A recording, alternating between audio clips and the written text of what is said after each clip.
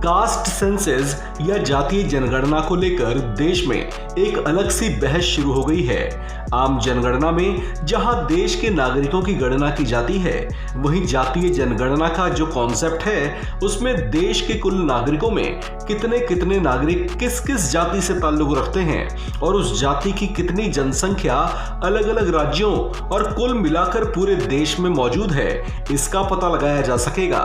अब सवाल इस बात को लेकर कि आखिर इस जातीय जनगणना को लेकर सियासी दल इतनी दिलचस्पी ले क्यों रहे हैं और इस बात पर इतनी बहस छिड़ी क्यों है। दरअसल बात तो ये कही जा रही है कि इससे देश और अलग अलग राज्यों में अलग अलग जातियों की लगभग सटीक जानकारी हासिल हो जाने से उनके उत्थान की दिशा में बेहतर काम किया जा सकेगा। लेकिन कुछ राजनीतिक पंडितों का ये मानना है कि राजनेता या अलग अलग सियासी दल जो समझाने और बताने की कोशिश कर रहे हैं, दरअसल उसमें भी एक झोल है। कहा जा रहा है कि सियासी दलों की रुचि तो दरअसल ये जानने में है कि उनके संबंधित प्रदेशों में किस किस जाति की आबादी कितनी कितनी है।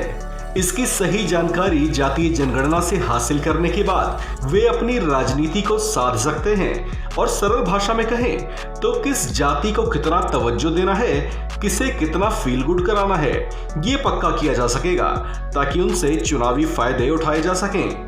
देश की राजनीति में जातीय समीकरण कितनी अहमियत रखते हैं, ये बात कोई ढकी छिपी तो है नहीं।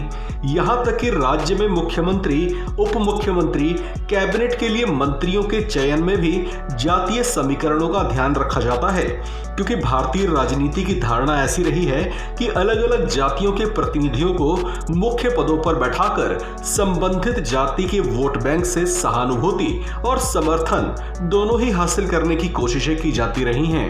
अब इस मांग को लेकर हालिया चर्चा में बिहार खूब छाया रहा। इसे लेकर 1 जून को बाकायदा एक सर्वदलीय बैठक बुलाई गई है। मुख्यमंत्री नीतीश कुमार इसमें खुद बड़ी दिलचस्पी लेते दिखाई दे रहे हैं। ऐसे में माना यह जा रहा है कि इस बैठक के बाद ये तय हो जाएगा कि बिहार में जातीय जनगणना कब और किस रूप में शुरू की जाए। ये गूंज बिहार में सुनाई दी तो इसका असर पड़ोसी राज्य उत्तर प्रदेश में भी सुनाई दे रहा है। यहाँ पर सदन में नेता प्रतिपक्ष अखिलेश यादव ने भी ये मांग उठाई है कि वे जातीय जनगणना किए जाने के पक्ष में हैं। ऐसे में उन्होंने सरकार से ये अपील भी की है कि इस दिशा में कदम आगे बढ़ाए जाएं। इस खबर में फिलहाल इतना ही। बाकी खबरों के लिए बने रहिए वन इंडिया हिंदी के साथ।